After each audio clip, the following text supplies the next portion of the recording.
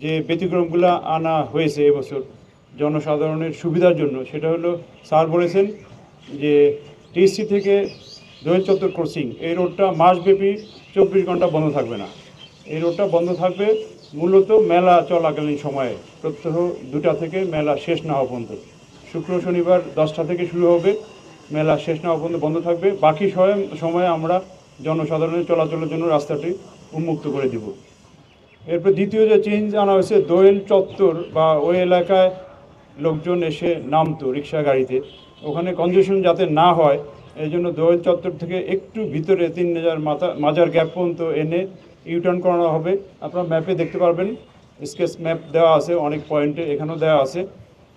তাহলে ওখানে আর কনজেশন হবে না। প্লাস টিএসসি যে মেইন গেট 1 নম্বর গেট দিয়ে মেলা ঢুকবে, এর আশেপাশে পুরো এলাকা রিক্সা পার্কিং মুক্ত, গাড়ি পার্কিং মুক্ত এবং হকার মুক্ত রাখা হবে।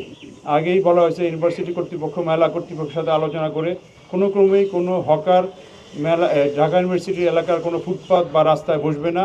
রিক্সা গাড়ি পার্কিং আমরা কোনো ক্রমেই কোথাও হতে দেব না, যাতে সহজেই 3-4 দিক থেকে মেলায় আগত লোকজন কম সময়ে এসে নামতে পারে।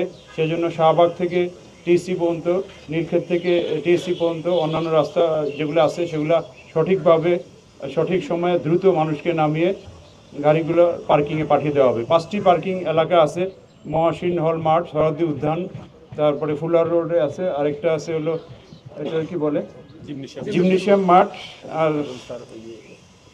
এটা 5টা পার্কিং এলাকা আছে, এখানে লেখা আছে সবগুলোই। এই পার্কিং এলাকায় যাতে সবাই পার্ক করে, আপনারাও আমরা আশা করব যে সবাইকে কনভে করবেন যে পার্কিং এলাকা চলে যেতে। প্লাস রিক্সাও যাতে ওইসব এলাকায় আশেপাশে থাকে, যাতে পার্কিং এলাকা থেকে লোকজন ওঠে, সেই আহ্বান আমরা করতেছি। আর মেলা থেকে বের হয়ে আমরা আশা করব সবাই পার্কিং এলাকার কাছাকাছি যে গাড়িতে উঠলে মেলার এখানে আর যাওয়ার সময় কোনো কনজেশন হবে না। এই বিশেষ ব্যবস্থাটা আপনাদের সহযোগিতা আপনারা যদি মিডিয়ার মাধ্যমে সবাইকে জানিয়ে দেন, তাহলে আমরা মনে করি যে ট্রাফিক ব্যবস্থাপনা অন্যান্য বছরের তুলনায় এবার সবচেয়ে ভালো হবে। ধন্যবাদ সবাইকে। আসসালামু আলাইকুম।